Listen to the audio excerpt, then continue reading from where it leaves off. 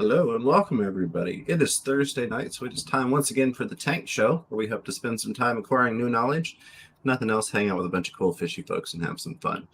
I hope you all are doing fantastic. And as always, I want to thank my buddy, pal, and a co-host, Chattanooga Ed, for being here with me tonight. Ed, how are you doing, my friend? I always look forward to it. Absolutely, as do I. Back in red. So I love it. Love it. Got the trademark red beard going again. So we do have a poll up as you're coming in, and yeah, ways that it depends. But really, I just wanted the two because I wanted to get the answers from the diehard. Yes, I love snails, and no, I hate snails. Kill them all. So we'll be circling back to see how you all vote on the snails. There, we're going to be talking about snails. The truth about snails is what tonight's stream is labeled as, but I feel like there are a lot of variables, and there are a lot of valuable points on both sides of the spectrum as to why snails can be good, why snails can be bad, and why some people just absolutely hate them, and some people absolutely love them. A couple of quick updates as everybody's rolling in. And thank you, of course, to John and Lisa KG Tropicals, fishkeeping.com for the send over. Very much appreciate you. I want to say a huge thank you to everybody. I did get a notification in my YouTube studio that the channel just had its birthday this week. So we are officially 3 years old now. We've been around for 3 years. So a huge thanks to everybody for the love and support over the years to get us to this point, and look forward to many more years with you all. For the members, because I know YouTube is horrible about putting out notifications regarding member stuff, I did post a video just a little while ago. It took forever to render, or to upload rather. But there's a members only video for you all to check out, a little tank tour. And then Sunday, we are going to be doing a members live stream at 2 p.m. Eastern time, because I know we've got some members that can't make it, late at night on a Thursday night. So we've been looking for a good time that worked for me and opened up the ability for some other people to come in and hang out. So we're going to try Sundays at 2 o'clock and see how that works. Both of those things are posted over in the community tab for the members. If you get a chance to check them out or you want to check them out, they are there. And then this week, there will be a double dose of videos, because I don't want to just leave you all with the more product review type video. I'm doing a video about an RODI system and why I need an RODI system and why maybe you do too. And then we're also going to be doing the video on how you can take a starter culture for microworms, banana worms, and make that work and start growing your own live foods with the worms. So technically nematodes, but we all call them worms. See here what we've got. Of course, I do want to say, if you're new here, you're not familiar with it, you can type @FishroomFever, and that will highlight on my screen, and we'll be happy to answer your questions or read your comments live on the air. So yeah, I look forward to that. And the #KG Tropical send over. Yes, thank you so much. And hey there, Whip. Happy YouTube birthday, says Hip Hop Hillbilly. Fantastic. All right, we'll let people have a little bit more time to vote on that and leave it open. So, Ed, what is your stand on snails? How do you feel about snails, sir? Well, I like them until they get annoying. I grew up hating them for years. And I didn't really have a problem with them until I started live plants. So the snail problem started when LEDs came in, because that's when I was able to start keeping plants. And I have bajillions of plants now, so I have bajillions of snails. There are some snails that I absolutely love. We won't get into the ones that I love right now, because we got an hour to talk. But the pest snails, like the pond and the bladder snails and the ramhorns, they kind of drive me crazy to a point, but they still do a good job cleaning. And like if a guppy dies and I don't see it, I'm sure that they're taking care of it for me. And I know that's not a good thing to do, but it helps. But then it's also gross when I clean my tanks and they fall on the ground, I step on them. So now I wear shoes whenever I'm in the fish room cleaning my tanks, because I am so grossed out by stepping on snails.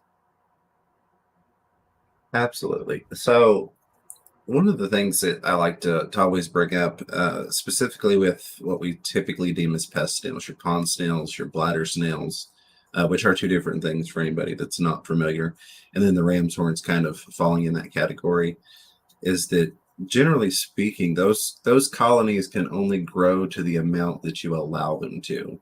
So if you are feeding very lightly and they don't have a lot to eat, they don't have a lot of nutrition at hand, they can't really take over.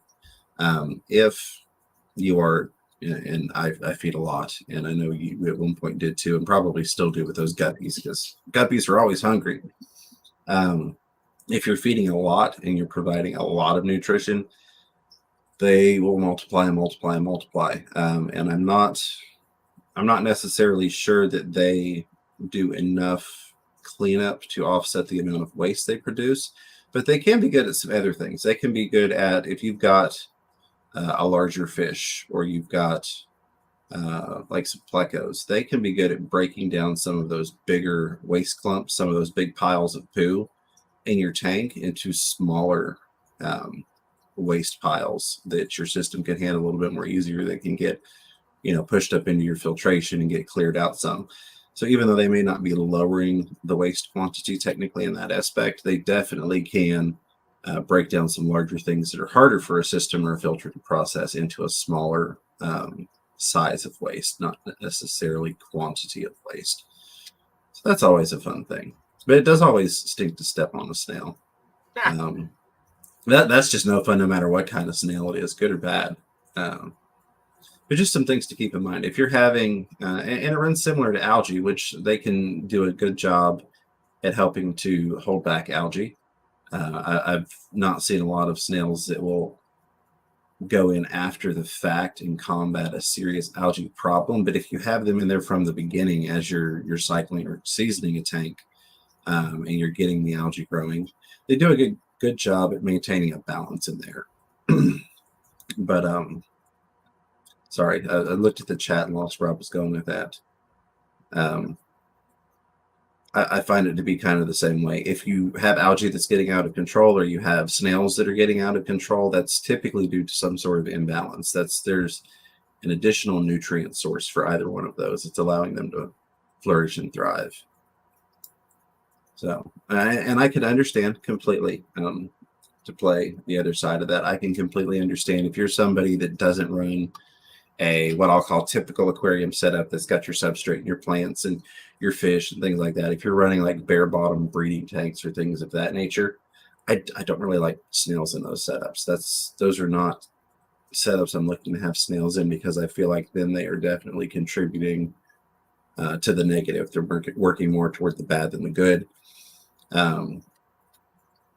which is creating a lot of waste. And I don't want them in there. If it's a tank that I've got some substrates in, plants and fish and that type of stuff, I like having them in that ecosystem, but I don't want them in my breeding setups necessarily. Now, ram's horn snails, I do find are kind of a middle ground for me in terms of pest snails, simply because you can get them in a lot of different pretty varieties, and they can be really neat. Again, they can multiply like crazy, but you can get some good varieties to them versus just your standard pond or bladder snail. And again, all of these snails, and I'm sorry, you snail lovers, but all those snails do make good food sources for different types of fish. There are a lot of times back when Mrs. Fever had the African cichlid tank up, that I'd get a net full or a handful of pond snails or bladder, pond snails and bladder snails, and chuck them in there, and the cichlids would go nuts. Pea puffers, a lot of people utilize. I'm on the a lot tonight. Usually I'm not, but a lot of times pea puffers, people will have a snail tank just going specifically to feed their pea puffers, or other types of puffers even. So could be all sorts of positive and negatives. I'm going to grab a little bit from the chat, and then we're going to talk about a couple other types of snails. I definitely want to address Malaysian trumpet snails and mystery snails and assassin snails, and there are so many other types. Those are kind of the main ones that I tend to see in the hobby. Let's see, I feel like I missed a question up here. Oh, I did, because the chat jumped on me.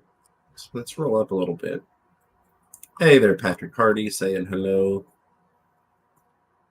There's Ben's Aquatics. Matt, yeah, I would look into Bacopa for that, definitely. Matt was asking a question before the stream.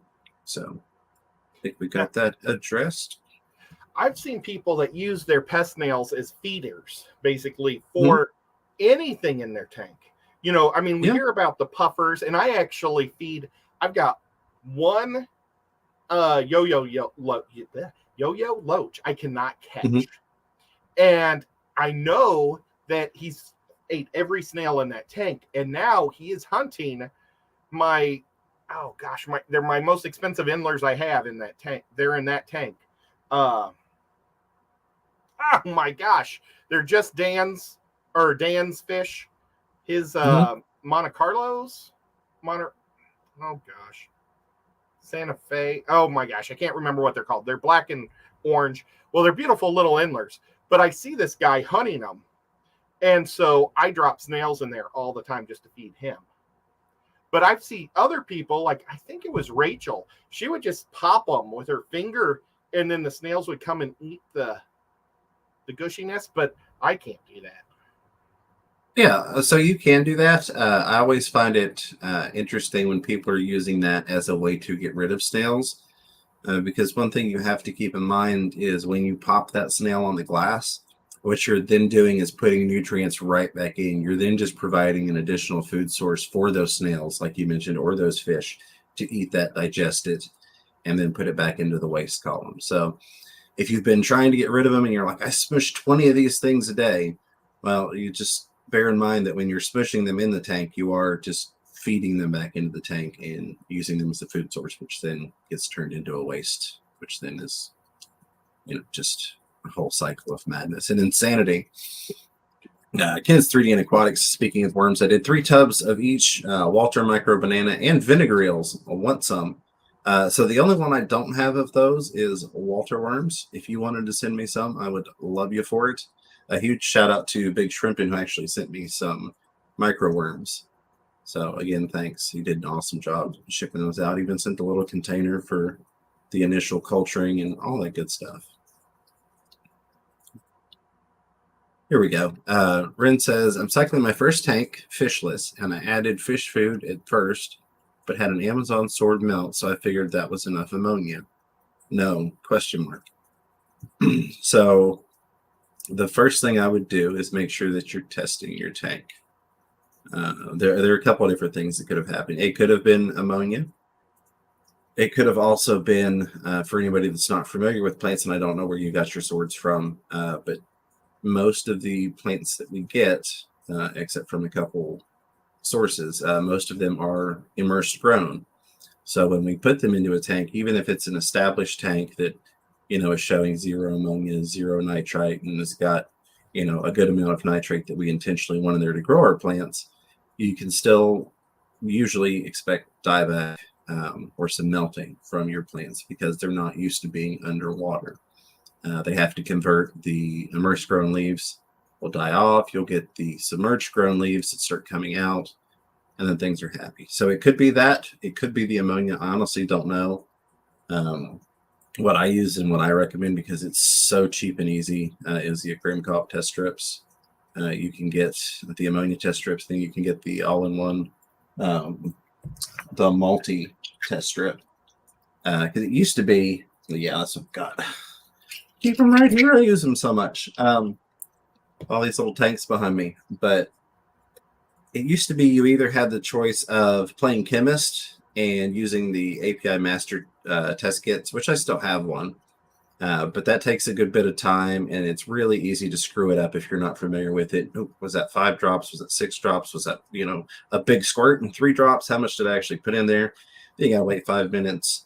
Or you had the test strips, which were really expensive. And you're like, I'm not paying that much to test every tank, especially when I've got, dozens and dozens of tanks.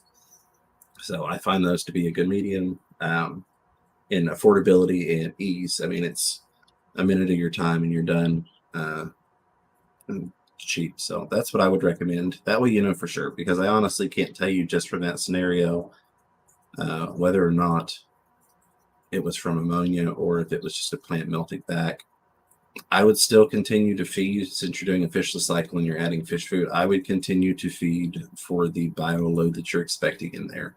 So just like you're doing, continue to feed the fish. You should start to see, you know, some algae forming on the glass and all sorts of wonderful life coming into play in that tank as it gets cycled and then, more importantly, seasoned.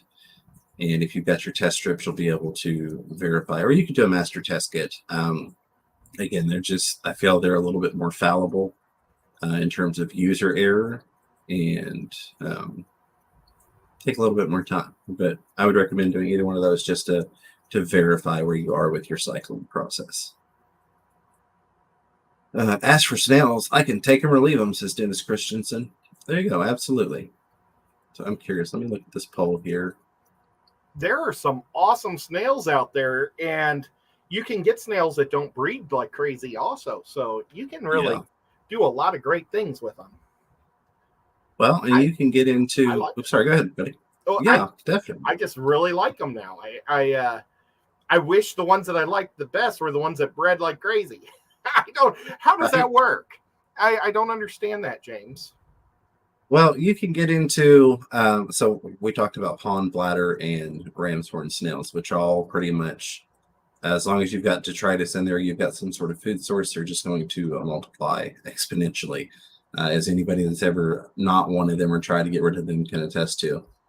But Malaysian trumpet snails, if I remember correctly, MTS or Malaysian trumpet snails are a live bearer. But they're a wonderful little snail that is pretty much just, if you're feeding your tank, they're going to multiply.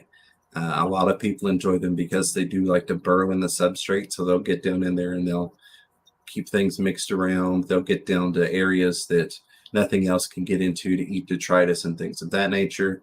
They've got a really cool conical shape. They're one of my favorites, actually, the Malaysian trumpet snails. You get some bigger variants with like conical shape or cone shaped shells, like the devil snail that you had, Ed. Devil thorns. I love them so much. Thorns, and yeah. I messed up with those because I had a tank with just them in it. And I needed to put my baby Synodontis somewhere. And it turns out that Synodontis like to eat baby snails. So that might be why I have no devil thorns, because they've probably been eating their babies. If I've been able to reproduce or get them to, reproduce. But yeah, major mistake. But they'll be leaving that tank soon, and it'll go right back to just devil thorns in there. Absolutely. Yeah, I've not done much with them. I've not really done much with rabbit snails. But I do love the Malaysian trumpets, and then my other favorite is mystery snails. Mystery snails are one of those that you can typically very easily either reproduce them or not reproduce them. So for mystery snails to breed, they want to lay their eggs out of the water. So generally speaking, as long as you've got a good fitting lid that they can't get out of, and you keep the water line up toward the top, generally speaking, they won't lay eggs. I have seen some instances where there's just enough room for them to go up and then hang upside down and lay their eggs up on that glass top. I've also had instances where I had one crawl about 1.5 feet up the wall and lay some eggs on the dry wall. So that was funny. I'm like, what? Why would you do that? I even had room in the tank. Like there was room for them. Or she? I assume all boys it did. And girls? How's that work?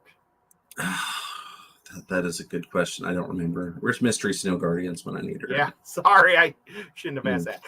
But no, you're fine. I had a whole spiel in my head, and then I went and I took a nap, which means I went to sleep because I sleep like a couple hours in the afternoon every day, and I lost a lot of that information out of my head. But no, all right. So mystery snails. You're asking if they reproduce asexually or how they. Okay, so you do have boys and girls for mystery snails. You can sex them. It's a little weird, and most people aren't going to get into it. But generally speaking, if you just get a handful of them, you're going to end up with both. I've never bought, 10 mystery snails and let them grow out and gone, oh man, I don't have any males or any females. I've never had it where I didn't end up with both. So pretty easy to do. If you do want them to make babies, the easiest thing to do is leave a couple inches of glass at the top of the tank. Keep the water level down a couple inches. They'll come up out of the water. They'll lay eggs. I find they tend to do that at night for me. Maybe not for everybody, but that seems to be like what I've always noticed, that they're laying eggs when I do like kind of my nightly rounds with a flashlight and check on things. Which, by the way, if you've never gone and looked at your aquariums at night, I encourage you to do so. Take a flashlight, because you can find some funny behaviors. You'll find things come out that you don't normally see.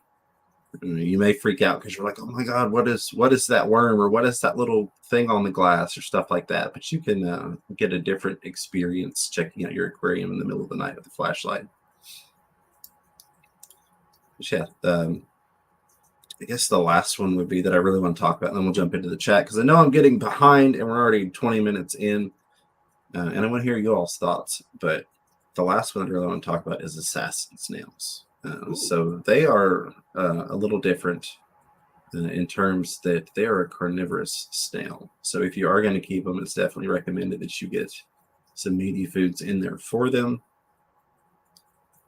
They will, hence their name, eat other snails. Now, I don't think they do it at the rate that a lot of people kind of expect or envision in their mind. I think a lot of people have almost like this picture of, you're going to get this assassin snail, and yeah, he's going to be sitting up on top of this Nubius leaf, and when this ram's horn strolls by, he's going to drop down and spear him and kill him. If you've got snails, you're like, man, I want to get rid of them, I'm going to put some assassin snails in there. And then they're like, oh, I'm also feeding bloodworms to all my fish, and those assassin snails are getting at those bloodworms, and they're getting fat and full. They're not going to go chase down other snails typically. They're just going to be happy with the meaty foods that you're providing. That being said, they will definitely kill other snails. They have been reported to kill shrimp, which I could see that as possible. I think that would, in my opinion, I think that would come down to a matter of how hungry are they. Is it worth it for them to try and chase down a shrimp? Because shrimp typically, as soon as something they don't want to get near them gets near them, they can get out of there pretty quick. I tend to see that the pace at which they might take out shrimp is so low in comparison to how quickly shrimp reproduce that it's almost a wild tangent, that it's almost a statistical anomaly. It's like, well, maybe they killed 2 shrimp this month, but I made, a couple hundred. So is it really something that I'm going to freak out about? Probably not. I've never had assassin snails. I've seen them at Aquashella, and people sell like 12 of them in a bag, and they sell out so fast, because I always would like to buy. And I've heard of people actually having the same problem with assassin snails as they have with bladder snails or something. They'll overpopulate sometimes too. So yeah, I was thinking about just dropping one in each tank. I would get a little. I would get a couple of them in each tank if you were wanting to continue to multiply them out. Just because I have found, for me anyways, they don't reproduce quite that quickly, even when I'm specifically feeding them. Like I feed mine bloodworms and things like that. They have a regular diet. They love the Hikari sinking carnivore pellets, which is a crazy. It's not a cheap fish food anyways, but to be feeding it to snails, some people would be like, what? You're feeding that? Yeah. So I would get at least a little bit of a colony started if you're wanting them to expand out in your tanks and really make some good numbers. Now, what stops them from killing each other? Because they have like that spike that they stab. But I mean, if they're putting 12 in a bag, they'd all be stabbing each other if they hated each other. So they must know. Yeah, that's too. Yeah, they could stab each other, but I think it kind of comes down to similar with piranhas. Well, what stops them from just instantly massacring each other? Well, if I know that you can end me and you know that I can end you, we're going to have some civility.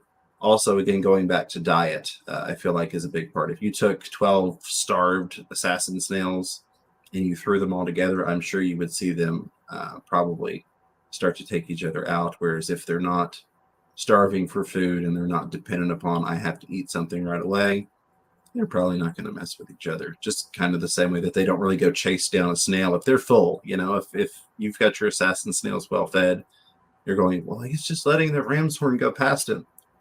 You know, he doesn't want, he's not in the tank to kill it just to kill it, typically speaking. They Not kill like it a because they pupper. want to feed on it. Yeah. And they are another one that does burrow in the substrate. So I think that's fun as well with the assassin snails.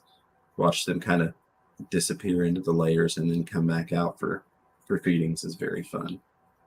Now, I'm going to dive.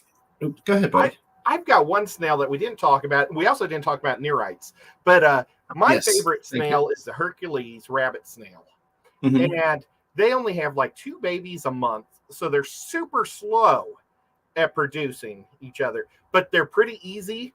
If you have like if you buy 5 of them, at the end of the year you'll probably have about 15, you know, or 20, and they're really fun. They're super cute. I mean, they have like a elephant face. They have a big face on them, and you can get them different colors, and they're just a neat snail. That's probably my favorite snail. I've also got 2 apple snails. They're a mystery snail, but they're bigger than your typical mystery snail. And I love watching them eat their cookie. I drop algae wafers that you feed to plecos, and Yeah. I drop it, and wherever they are in that tank, they're like heat seekers straight in on it. It's so Absolutely. Cool. No, that you're right. I did not cover the Nerites, which I did want to touch on real quick, and then one final kind of overall to snails. Nerites are one of those that they do, I think, one of the best jobs with algae out of all of them. They're not going to reproduce in your freshwater aquarium, but you will get these little white dots, these little sesame seed looking things, which are their eggs that they will lay all over everything.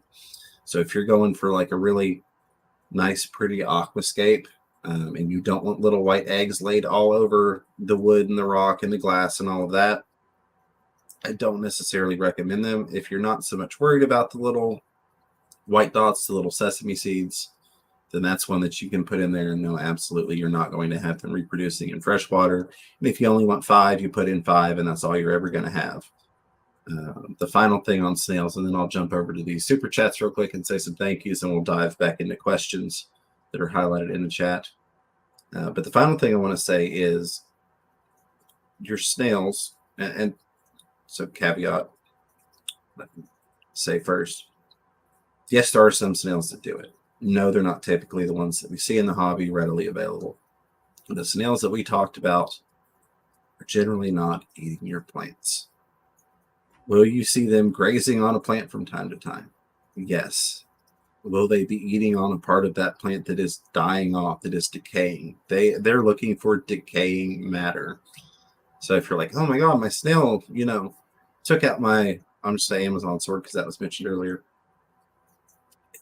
Most likely it was eating some decaying matter, whether it was that plant was transitioning over or that plant had an issue with one of the leaves that was starting to decay. You can get the instance where, let's say, oh, I want a whole bunch of bladder snails, so I feed the tank and feed the tank and feed the tank and feed the tank. And now I've got, 500 of these things in this 20-gallon tank, in a planted tank. And I decide I don't really want to feed them anymore. In that instance, if you've got some easy to munch, maybe some thin leaf plants, some more delicate plants, I would say yes, there's a likelihood that they're going to start eating some actual plants because they're going to be looking to food. You've built up this colony, if you will, to an extremely large number and then stop providing them nutrients. So they're going to munch on a plant versus dying. But that's not what's typically happening in your everyday aquarium where we're seeing, snails and plants cohabitate. Generally speaking, if you're seeing snails eating plants, they're eating decaying matter because that's what they're after. There aren't really any snails that lean towards eating live, healthy plants that are common in the hobby that we have in the tanks. I mean, that's not typically what's happening. In my opinion, in my experience, through hundreds of tanks and probably tens of thousands of snails at this point. And that's just my 2 cents on it. All right, let's look at this poll here. Let me open this up. We had 125 votes. 125 That's people awesome. voted on that. We got 64 likes. Can we get a like spike? Let's see if we can hit 100 likes for this. See if we can get 100 likes. Let YouTube know, hey, this guy isn't that horrible. He's pretty bad, but he's not that bad. So we can give him a thumbs up or hit the thumbs down. You know, I'm not opposed to that. If you're not liking it, you're just sitting here hating life going, God, this is a horrible stream. But there's only 400 million other things I could watch, but I'm going to sit here anyways just so I can hate it. Hit the thumbs down. Now, that being said, now we got 128 votes. 87%, we're going to end it. 87% said yes, please. Right? Where did Oh, that was neat. You got to pop it in the thing. Oh, there we go. Oh, that's, yeah. All right. There we go. Now, so somebody got it last night. Undecided? Well, I didn't give 3 options because I just wanted like a Die Hard. Are we killing them or are we keeping them? You got 2 options here. So it went with 86% yes, please, and 13% kill them all. Hey, there we go. All right. Let me roll up here. Mentality people. Oh, look at that. You guys are awesome. 146 people. We got up to 86 likes. I appreciate that. That is my big ask from you all. Because you know, I gotta ask for something, right? Let me get over to this and I'll get back up as far as I can. The chat did jump on me, so I'm pretty sure that question is just lost now. Yes. So as far back as I can go, time stamped is 9:46 p.m. Eastern time, and that's Jimmy P's Aquariums. I'll get to that here in a second.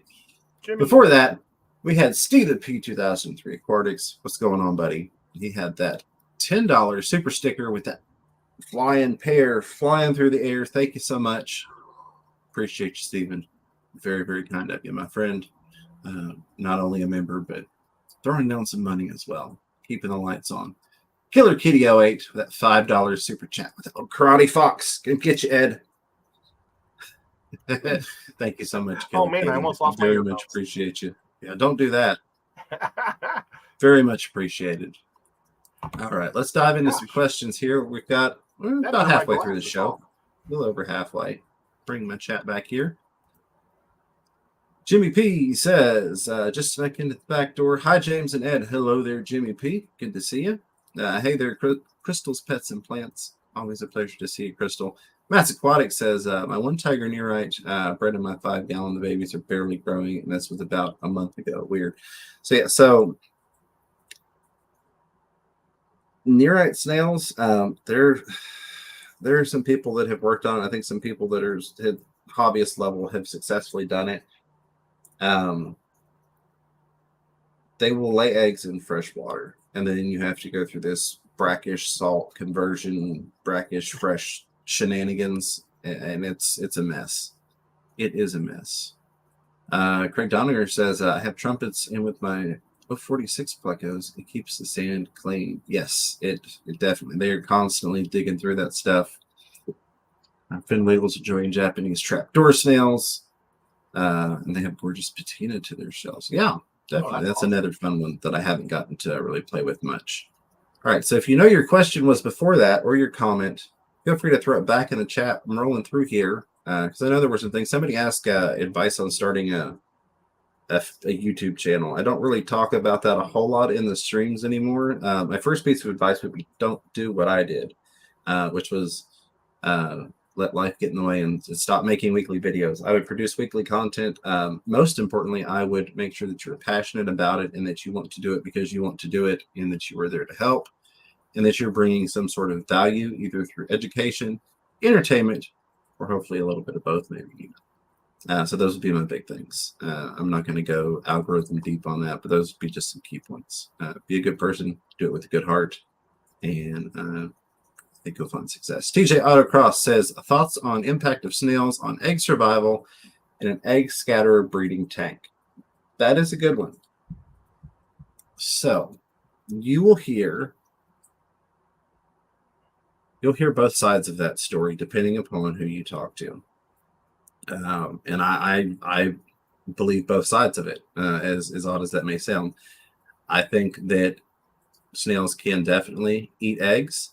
I think that you also could have eggs in a tank with snails, and those snails don't bother them.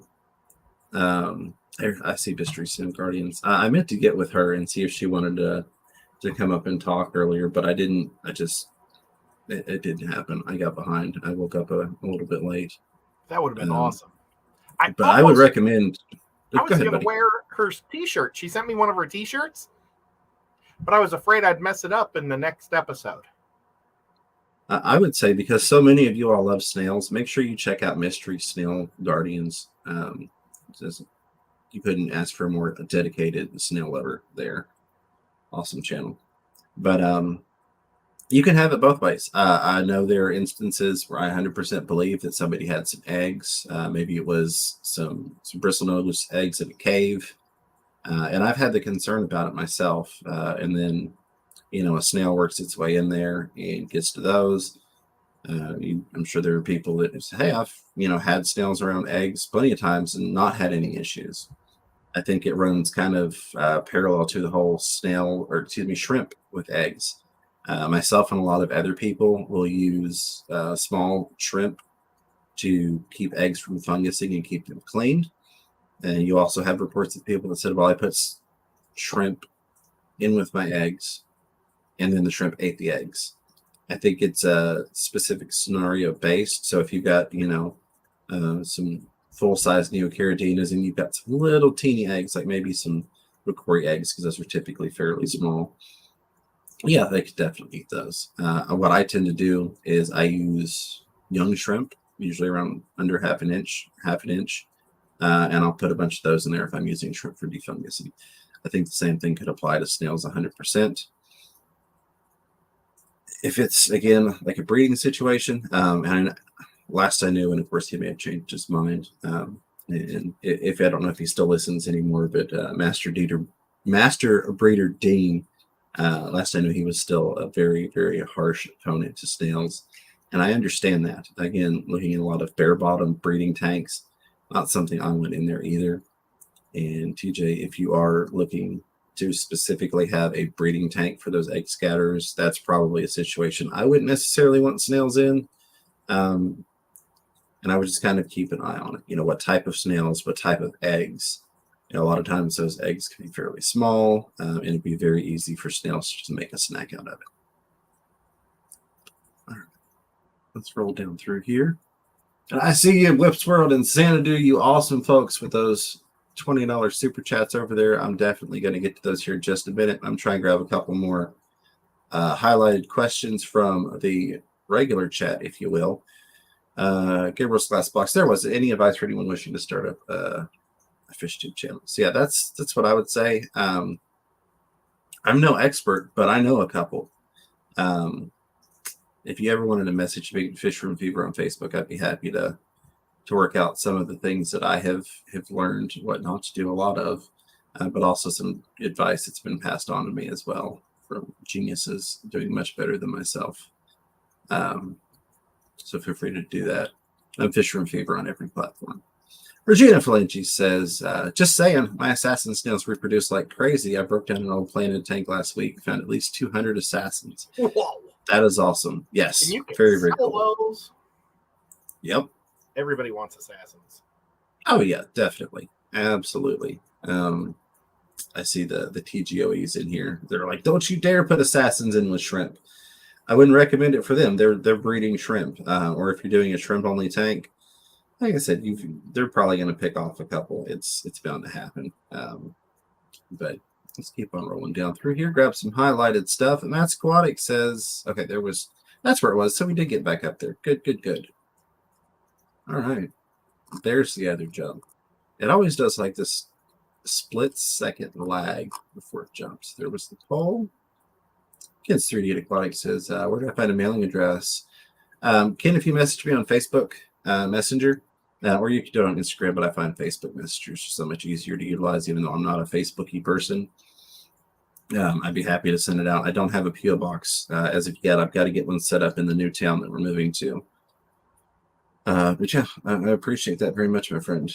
Paul Stero pointing out, to knock me completely off topic, add at Fish Room Fever to your question or comment. 100%. What were we talking about? Oh yeah, I was going to teach you all how to make your first $1 million drop shipping on Amazon. Just kidding. I've got a That question. was for you, John. Yeah, buddy, go ahead. Yeah, and that was a very good episode today that John did. You know, it was a little different, but it was fascinating, and I really enjoyed listening to it while I was doing other stuff, like getting prepared. But I've got a question.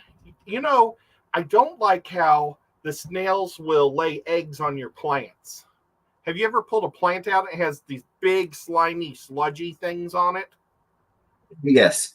Excuse me. So that is typically going to be, goodness, going to be from your pond or bladder snails. I think rams ones too, the mystery snow guardians, correct me if I'm wrong, where you get the slimy egg sac stuff.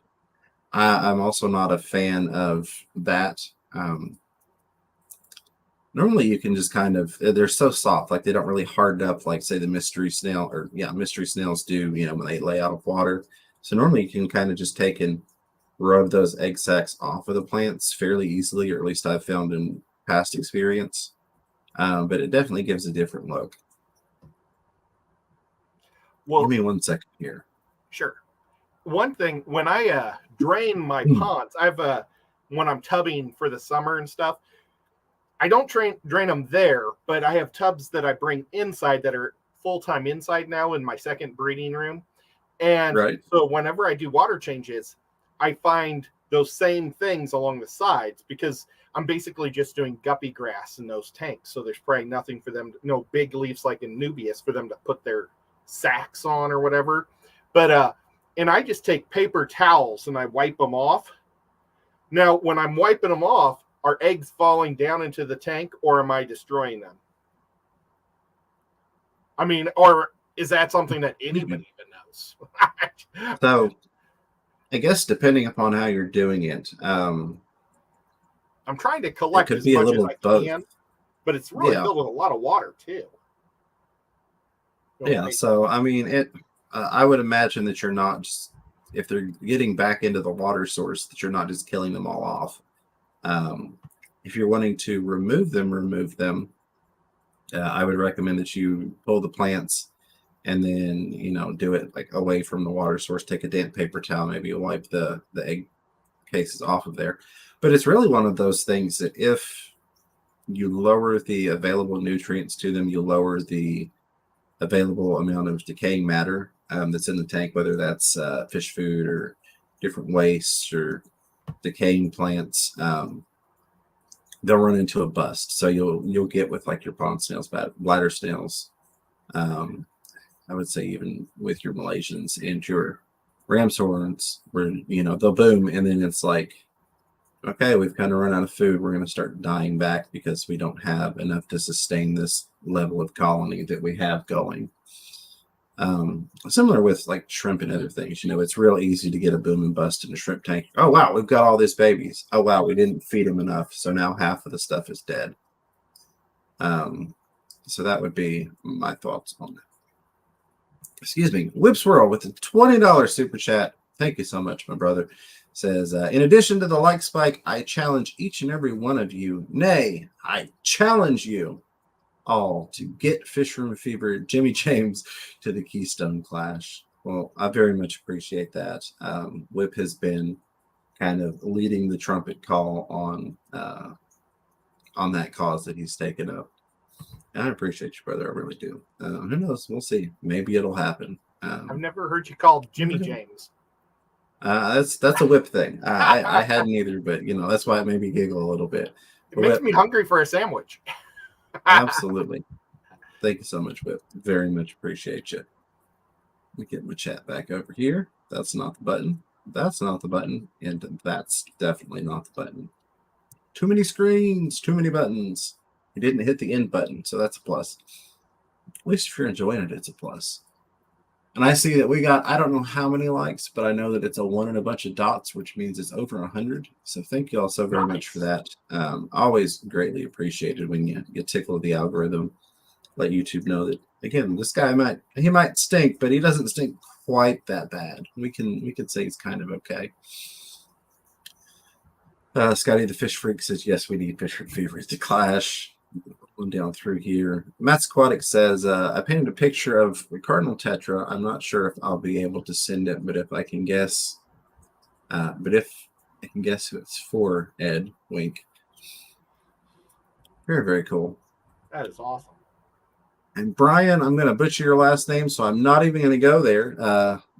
Brian L. says, I'm new to planted tanks and snails and now have many mystery snails in my tanks. Too many babies, newbie mistake. What can I do to prevent them from uprooting newly planted plants? So one of the best tricks is to take a little bit larger rock.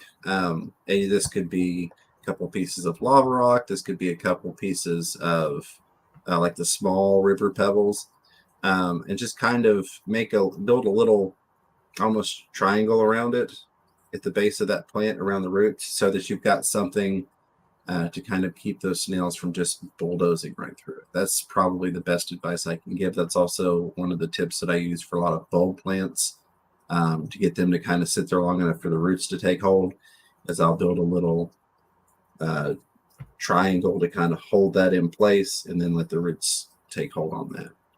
Yeah, so that's what I would go for. What are your thoughts, Ed? On how to get rid of them? On how to keep newly planted plants in place, keep the snails from uprooting them. Oh, you know what? I've never had that as a problem. I'm sorry. Gotcha. Well, no, don't sit on there. I'm so sorry, guys. He's trying to sit on the keyboard. Oh, you're fine. You're fine, buddy. But yeah, I've never had any snails that like dig. I haven't had the assassins or the trumpets. The MTS Malaysian trumpet snails. And it can happen with bigger snails, like I mentioned, the mystery snails, especially when you get into smaller plants and things that haven't taken root yet. It's definitely easy for them to kind of tear some of that stuff up. So, and that also works a lot of times if you've got some fish that are uprooting plants. You might want to go with a larger scale rock, but kind of building a protective barrier around the base while that plant gets established can often help keep the fish, snails, whatever it may be, from tearing that stuff up while it's trying to get rooted. You get back up here to good old Xanadu with that $20 super chat. Xanadu, my friend, I really appreciate you. I know you're another one that's been around the channel for a long time. Shown a lot of love and support, and I thank you for that. I'm glad to have you here while we celebrate the 3-year anniversary of the channel. That $20 super chat said, FRF at the Clash Fund Whips Challenge. FYI, my pest snails just show me when I'm overfeeding. Exactly. Canary in a coal mine. Snails are a wonderful indicator on when your parameters are going off. Same thing as algae, which I think we're going to talk algae next week. The good, the bad, and the ugly on that. You know, the truth about algae. To kind of follow up this subject, I think that'll be fun. But yeah, definitely, they are, like I said, like you mentioned, an indicator of when you're overfeeding. They're that wonderful canary in the coal mine that says, hey, you're letting something get out of whack here as the keeper of this tank, that has given them the ability to do this. Same with algae. You've let some parameter get out of whack that has allowed your tank to be overgrown with hair algae or whatever it may be. Absolutely right. Again, thank you, Xanadu, longtime fishy friend. Appreciate you very much. We're going to raise the roof. You get 2 thumbs up in my book. 4. I love it. All right. Get my chat back here that I just smashed into oblivion. Okay. There we go. I went to move my chat and I minimized it in this little teeny box. That was not going to work. There we go. Hashtag I am a snail. I love it, Mystery Snail Guardians. Thank you, Zen, as well, for dropping links. Love you, awesome moderator people. KG Tropical says, oh, man, I was hoping I could learn how to make $1 million on Amazon. Dang it. So that's actually, that's in my paid class, John. If you want to sign up for that, just message me. I'll get you the information. So it's worth it. I think you'll find that it's worth the initial $399.99 investment on that. Rolling down through here. I heard you could get bobbleheads on there. Yeah, absolutely. Okay, Stu, another one of our awesome members. What's the smallest tank and also smallest group of fish you would do for a betta sorority? Oh, Okay, Stu, you're going to get me in trouble. I am not the beta sorority expert person. And I hate to speak on stuff that I only have read or watched or learned, but not experienced. I personally, if I was, this is just hypothetically me, hashtag Lisa, don't yell at me. Hypothetically, if it was me, I would not do anything smaller than a 29. I hate 29-gallon tanks, but that's one use I would probably do. But even then, I don't know if that would be big enough. You'd really have to get a good sorority group of females, which I think we know some people at keepfishkeeping.com that sell some really awesome betas. And I would talk to Lisa over there. She would really be your go-to that can give you the best advice, and also line you up potentially with some fish. But I really don't think I personally would feel comfortable even attempting it, given that I have zero experience other than learning. I have no first-hand experience with really doing beta sororities. 29-gallon, and I feel like you really need at least 4 fish in there. I mean, I feel like any less than that, you don't have enough to spread out the aggression, but that's just my thoughts on the process. Again, I don't know. But that would be me and what I would personally try. But I would also do that knowing that I have multiple tanks to separate them to, or I have a larger tank to upgrade the sorority to, or, that I could move to a 55 and add in a 5th fish or a 6th fish or whatever was deemed the most appropriate and worked the best. I'm sure there are instances where people are doing it smaller and getting away with it and it's working. And I'm sure that there are instances where people are doing it much larger and it's working as well. It's one of those things that I think can work until it doesn't. And who knows exactly how many days, months, and or years that could be before that day that it doesn't. And you're like, shoot, that didn't work out well. Yep. I'm sorry, I don't have a better answer for you, Case Stu. Go ahead, Ed. I've never owned a female betta. So I'm in the exact same boat. I don't like this tank with these large cichlids in front of me is killing me. Just seeing them dash at each other all the time. So I just can't imagine wanting to have a tank of possible horror. There's so many other fish in the world. If you really want a bunch of the same type of fish, pick a group that are going to get along. I know bettas are beautiful, but keep them, put one betta in that tank and then get a bunch of tetras of some sort or something, Yeah. I don't know. I can't stand it watching the violence. I don't even want to think about it, but I'm a wuss. Absolutely. Garden of Eder, Grant and Shelby. Been a member for 5 months. Appreciate you all very, very much. Also part of the Fisherman Fever family of channels, which if you're not familiar with, if you go to my page and you look at my recommended channels, those are all awesome people that I think are going to do great things for the hobby and the community. And then I very much kind of line up with their beliefs on helping people and making this hobby better, not just trying to get clicks or views or make $1 million. It says, you want us to pick... Oh, yeah, absolutely. You want us to pick you up on the way to the clash. Grant, message me. We'll talk. I'm definitely not saying no to that. But yeah, we'll talk on Messenger about that and shoot me a message. And you're awesome, and I appreciate that offer. White Master Supreme Forever says, I'm super excited about my first fish auction at the Keystone Clash. Besides Golden Nugget and Sunshine, can you think of a Pleco in that size and price range to put in a 125-gallon with cichlids? What, a Phantom? First off, hey, Winky. Always good to see you. Yeah. Yeah, you could do a Phantom. I'm trying to find out if that's kind of in addition to or instead of, besides Golden Nugget and Sunshine. So I'm not sure if you're wanting to do a Nugget, a Sunshine, and another Pleco, or if you're looking to substitute out a different Pleco for there. The Phantoms are nice. I will say I like the green and the blue, but I have found that the green tends to hold its color a little better into adulthood and into maturity than the blues that I have seen. There may be some blues out there that hold that blue extremely well. I've not seen them yet. So that is one reason, even though I prefer the blue when they're younger, I tend to lean towards recommending the greens just because they do tend to hold a bit more of that green color as they develop. But yeah, you can definitely do that. That's a good one, Ed. I You got a got the question. Pleco recommendation. Go ahead, Holy buddy. cow! I can't believe it. Well, I've got a question though for you with those. Now, are phantoms natural to the wild, or have we like found a phantom that was kind of bluish and just bred it so it was really pretty, and then we found one that turned out to be green? Or can you actually go out into the Amazon and find phantoms, or whatever river they come from?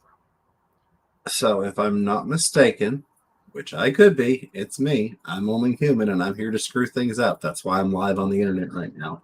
Um, I believe that you can go collect both. I believe Oh, that they that's are so cool. findable in nature. That could be 100% wrong.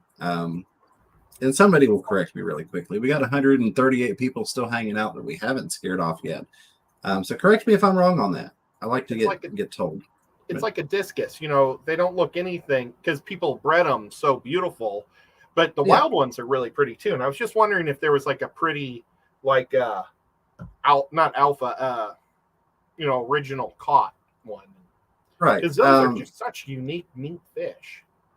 If I'm not mistaken, that's the origins to them. Now, that being said, anything that we get a hold of that we can breed, we're going to try and make better, make prettier, make more desirable to us or what we think the public might want.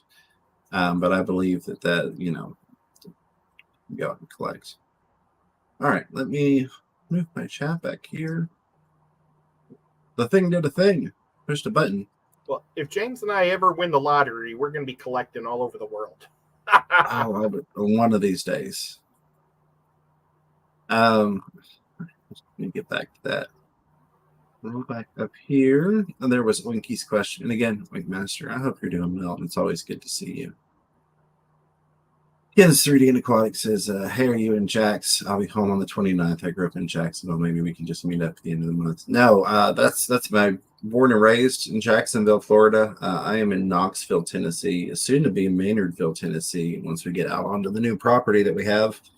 But yeah, I miss Jacksonville. I'm not going to go off on that because we've got a couple minutes left, but I grew up on the ocean and around fresh, brackish, and salt water and all sorts of aquatic life, and that's part of why it's one of those things that will always be in my heart and in my blood. But unfortunately, no, not in that area again.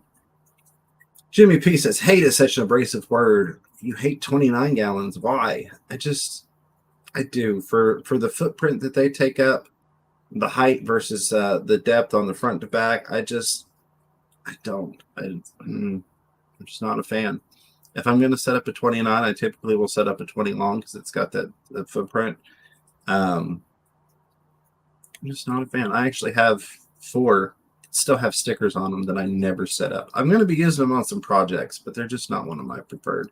And that's just my opinion. There's nothing wrong with it if that's what's for you. I just am not. The footprint has never worked well for the things that I've always wanted to do. So, well, not necessarily just the footprint, the dimensions, the overall dimensions. A lot of it comes into, well, if I'm going to do that, I'm so close to using a 55, I'd rather do a 55, but I don't really like the front to back on a 55, but I digress. Brian says, thank you so much. I was contemplating something like that. Just wondering how others dealt. I discovered that expanding mystery snails pop decreased moving bladder snail pop to nothing. Yeah, so you can oftentimes get in one type of snail to outcompete another snail, or as a lot of people like to do, get an assassin snail in to try and bring down some snail populations. You can definitely get one type in there that can outcompete another. I'm going to make it to the bottom. Am I going to make it? Adam said that he actually bought some wild caught green phantom Pleco, so that's awesome. Nice. There you go. Absolutely. That's what I was thinking. So I'm glad for once I was right on the interwebs. So get back up here. And Case2 saying thank you. Case2, thank you. And Brian, thank you. Without you all in the questions and comments, it would just be Ed and I kind of sitting here talking to ourselves. So we appreciate all of you hanging out. Still got 133 people watching. We are about to go over to Chattanooga Ed's channel and have some fun over there. Finn Wiggles, I see you popping up with that $2 super sticker with that super smiley fox. I appreciate you, Finn. so very much. You did a little happy dance right there. All right. Seriously, Finn is another one of those people that has been a long time friend and supporter of the channel. I thank you all so very much for that, which is part of why all you members, I want to do more for you. Again, we got the video that released. You can check that out later tonight after Ed wraps his stream up. And then Sunday, come hang out on the live stream. I've got something especially fun planned for the end of that live stream. I don't know if I want to give it away right now, but we're going to do a really fun thing when we wrap up the members only stream. We're going to go raid bomb another streamer doing a stream that day. I think that's going to be fun. So members, be sure to check that out. One more question I'm going to grab here. And then we got to get over to Ed's channel because I've gone a minute over here. Where was it? There it was. Rin said, learning more during this chat, opinions on cleanup crew for 10-gallon betta tank. I was thinking mystery snails are Nerites, but red bettas might nip antenna and show might nip antenna, and now Nerites laying eggs everywhere. Yes, so that's definitely something to be concerned about. With the bettas, it can go either way. I've seen some that are extremely aggressive when it comes to the antenna nipping. They look and they see this little worm-looking thing, and they go, ooh, food. I'm going to just attack that every time I see it. There are some that couldn't care less. So you could test it out. You could get, a mystery snail from your LFS or whatever pet store you've got around and try it and see how it works. The Nerites laying the eggs everywhere is only a big deal if it's a big deal to you, and I don't know how better to put that. It doesn't bother me in general in most of my tanks. It gets annoying on the glass. I will say that no matter what, it always gets annoying having to scrape them off the glass because then you need to actually scrape them versus just taking so like when my mag float that I don't have the scraper on, which is a great attachment, it doesn't really do the job with just the scrubber on there. So that is something to keep in mind. You could do, one of the things I like would be like your Malaysian trumpet snails. That's probably what I'd recommend because they do spend most of the daytime down in the substrate, and then they come out at night to feed typically. And then when the lights come on, they like to run back into the substrate. So you don't really see them a lot. You can if you drop some food down at the bottom for them, and sometimes you'll see them come out and eat while the lights are on. But they're one that typically is out and about while your betta is taking a nap on a leaf somewhere at night. So that's probably one I would recommend, is try some Malaysian trumpet snails. You can get a good population going. They're fairly cheap. They do a good job, and they churn that substrate, and they get to places to do cleanup that your Nerites and your mysteries won't get to. I've got a That's question. my 2 cents. Yeah, buddy. Can they get in normal gravel like this, or do you need more of a thinner substrate for them to dig in? So they can go through that. Absolutely. I've had them in gravel and sand and all that. A finer substrate is definitely recommended. And this is just going to be complete hearsay on my observations and opinions.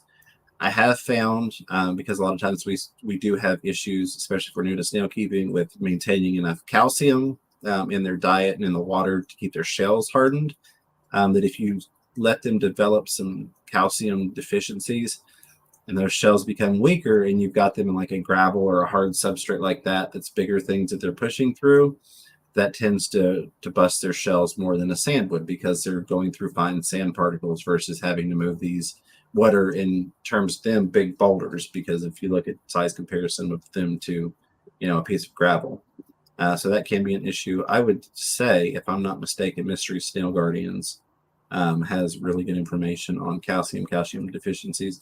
I think she also sells some products as well, if I'm not mistaken, so we could drop a link for her.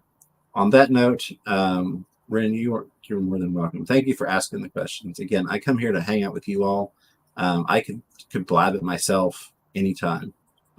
So the difference is having you all to talk to and try and help, because that's why I started YouTube 3 years ago, was because people were asking for help. And that's what I want to do, is try and help people. I'm going to leave it with a final note. I've just got to share this. I didn't know this.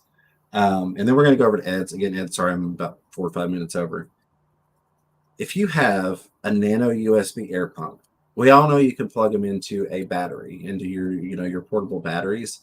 But what I did not realize until today is that if you got one of these little adapters with your phone, of course it's not going to focus. I took the autofocus off. If you got one of these little adapters with your phone that takes a USB so that you can like plug in a thumb drive to your phone, you can actually power that thing from your phone.